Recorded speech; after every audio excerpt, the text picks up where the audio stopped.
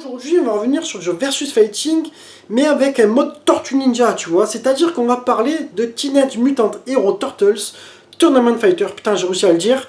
Allez, on se retrouve juste après le générique.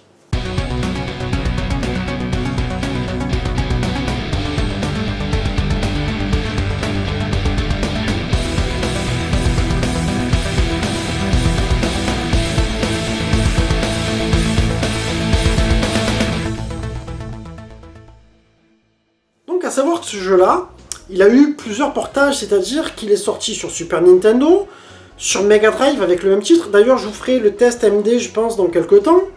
Et sur Super Famicom, ils ont décidé de l'appeler Turtles Mutant Warrior. Va savoir pourquoi. En tout cas, il a été développé par Konami et il est sorti au cours de l'année 93. Donc tu retrouves un petit peu un jeu à la Street Fighter 2 quelque part, avec un roster qui peut te paraître un peu mince aujourd'hui puisque tu as que 10 persos. C'est vrai que pour l'époque, en 93, tu étais dans la moyenne, puisque Street Fighter 2 en avait 8 et le Turbo en avait 12. Mais tu vas quand même regretter qu'il manque Casey Jones, quand même un personnage emblématique, et puis Bebop et Rocksteady, les sbires de Shredder, qui ne sont pas présents. Et pour cela, en fait, il faudra que tu ailles sur la version Mega Drive qui aura un roster différent. Alors je pense qu'ils avaient fait un petit peu exprès d'avoir chacun un peu une version du jeu qui ne se ressemble pas, mais bon, on en parlera un petit peu plus tard dans un test comparatif. Sinon, à ce niveau-là, le jeu est plutôt très sympathique, tu vas rapidement prendre du plaisir. Si tu es amateur de Street Fighter 2, tu peux carrément aimer ce titre-là. Après, moi, je t'avoue que j'ai juste un petit a priori. Bon, après, moi, je suis un peu comme ça, je suis un peu spécial aussi, mais pour ce qui concerne les Tortues Ninja, je le vois plus dans du beat'em all en fait, parce que j'avais été dans le Turtle in Time, et il est vrai que dans un jeu de combat, bon, même si tu as 4 Tortues Ninja qui ont des armes différentes, moi c'est un petit peu comme si tu avais 4 Ryu et Ken quelque part, tu vois, mais bon, après c'est ma façon de voir. Ceci dit, le jeu reste quand même très intéressant, et d'ailleurs on va passer au test directement. Graphiquement, franchement il est réussi. Comme dirait Eric Judor dans H, il est de toute beauté. Tu as des décors qui sont vraiment, à part des autres jeux de combat, c'est vraiment une identité, ça a vraiment été travaillé à ce niveau-là. Konami a assuré, et en même temps, à côté de ça, je trouve que les personnages sont vraiment très bien dessinés, très bien détaillés. C'est pas tous les jeux de combat où tu as vraiment des personnages qui sont aussi beaux, aussi réussis. Donc je te dirais qu'à ce niveau-là, il va faire partie des plus beaux jeux de la console au niveau des versus fighting, donc je mettrai un 18 sur 20 pour les graphismes. Au niveau animation, le jeu est assez fluide, il répond très bien, moi j'ai pas vu vraiment de ralentissement, c'est vraiment comparable à tous les jeux de combat que tu peux avoir sur la Super Nintendo, comme tu dirais Mortal Kombat, si tu parlerais de Fatal Fury Special, ou de Dance, ce genre de jeu, franchement ça le fait vraiment très bien, donc je te dirais que pour l'animation ce serait une très belle note aussi, un 18 sur 20.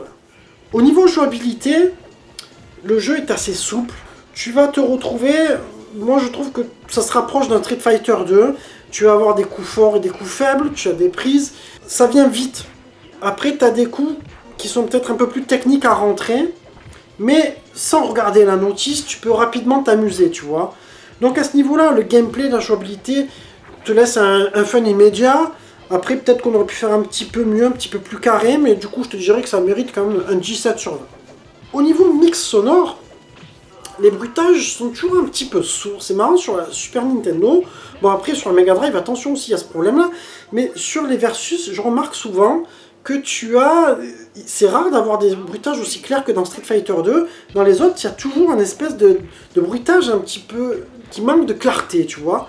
Par contre, au niveau des musiques, franchement, bon, si ça te plaît ou pas, après c'est une question de goût quelque part. Moi je suis plutôt mitigé sur la question musicale, ça reste très bon, mais ça appartient à chacun voilà, d'apprécier ou pas. Mais c'est pas pour autant que je mettrai une note plus basse, je vais rester sur un 17 sur 20 pour le mix sonore. Au niveau durée de vie, c'est un jeu qui est franchement difficile, comment te dire, pour moi il me rappelle vraiment la difficulté des jeux SNK. Il va falloir vraiment passer du temps, je me rappelle avoir fait quand même un gros paquet de parties à un moment donné, et avoir pété un câble parce que c'était vraiment, j'avais pas passé le personnage, tu vois. Du coup, ça me rappelle la Neo Geo quelque part, mais avec une manette. Alors après, sinon c'est un jeu comme tous les jeux de combat qui aura une durée de vie moyenne, c'est-à-dire que si le jeu tu l'accroches, tu vas y jouer très souvent. Si tu l'accroches un peu moins, tu joueras à d'autres. On va rester sur un 16 sur 20 pour la durée de vie parce que si tu veux le finir, ça va te prendre du temps. En verdict, Moi, je vais arriver sur une note finale de 17 sur 20. Je te dirais que c'est un versus fighting qui a largement sa place sur la Super Nintendo et sa place parmi les meilleurs titres qu'on connaît tous, tu vois. C'est-à-dire que... Alors après, moi, je dirais pas que c'est meilleur qu'un Street Fighter 2, c'est pas meilleur qu'un Mortal Kombat. Moi, j'aime un peu moins. Personnellement, à mon avis, c'est un petit peu en dessous. Après, c'est peut-être pas le cas. Je sais que mon pote Farid, pour lui, c'est carrément... Il fait partie des jeux qui peuvent aller sur le podium. Mais à côté de ça, je trouve qu'il a vraiment sa place aussi par son univers. Il est assez original, il aurait pu être complètement plus foireux. Après, j'ai oublié de vous dire en intro aussi qu'entre la version Super Famicom et la version Super Nintendo, il y a eu des censures. Alors vous pourrez aller voir la vidéo de mon pote Gang Geek Style qui avait fait une vidéo très intéressante. Par exemple, sur la version Super Nintendo, il me semble que sur la nana, là, tu vois, à un moment donné, ses fesses, tu les vois un peu moins sur notre version européenne plutôt que la version japonaise, qui, elle, n'est pas censurée. Et comme d'habitude, il faut prendre les versions import Jap parce que tu vas profiter du 60 Hz.